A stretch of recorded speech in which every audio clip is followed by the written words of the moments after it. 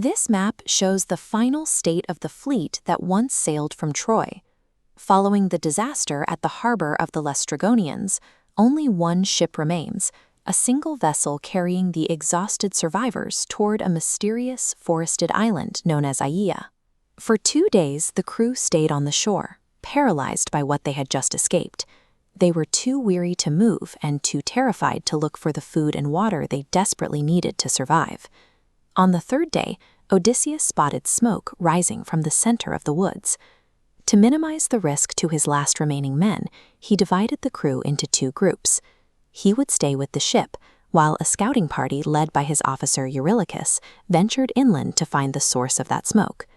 Odysseus knew he was sending his men back into the unknown, but they couldn't stay on the beach forever.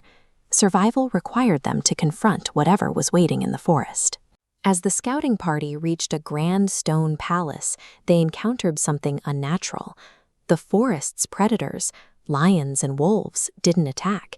Instead, they nuzzled against the men like tame pets, their eyes filled with a strange, human sadness.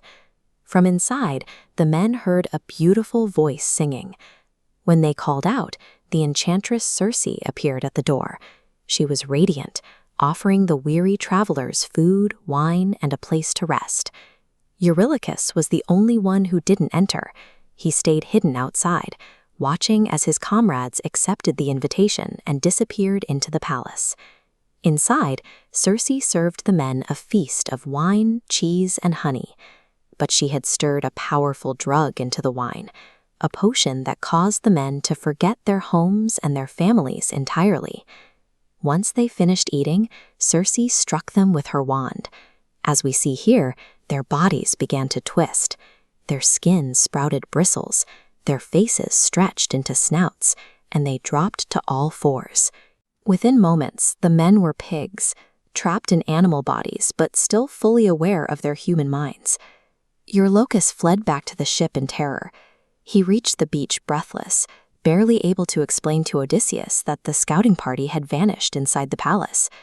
While the men had been looking for a meal and a bed, they had walked directly into a trap that stripped away their very identity.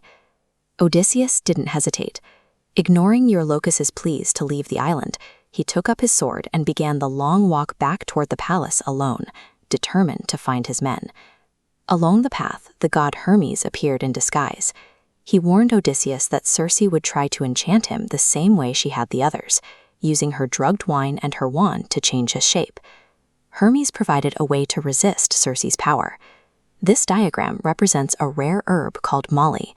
With its black root and white flower, the plant acted as a shield against the enchantress's magic. When Circe struck him, the spell would fail. At that moment, Odysseus was to draw his sword and force her to swear an oath that she would never harm him again. Odysseus took the herb and continued toward the palace, knowing his only chance of saving his crew was to face Circe on her own ground. When Odysseus entered, Circe welcomed him and offered the same poisoned wine. Protected by the moly, he drank the entire cup. Circe stepped forward and struck him with her wand, expecting to see him transform. But as we see here, nothing happened. Odysseus remained completely human. Before Circe could react, Odysseus drew his sword and moved toward her. Terrified that her powers had no effect, the enchantress fell to her knees. Odysseus held her at sword point until she swore a sacred oath before the gods to cause him no further harm. True to her word, she led Odysseus to the pens and applied a magical ointment to the swine. Their pig forms melted away, and the men emerged taller and more handsome than they had been before their transformation.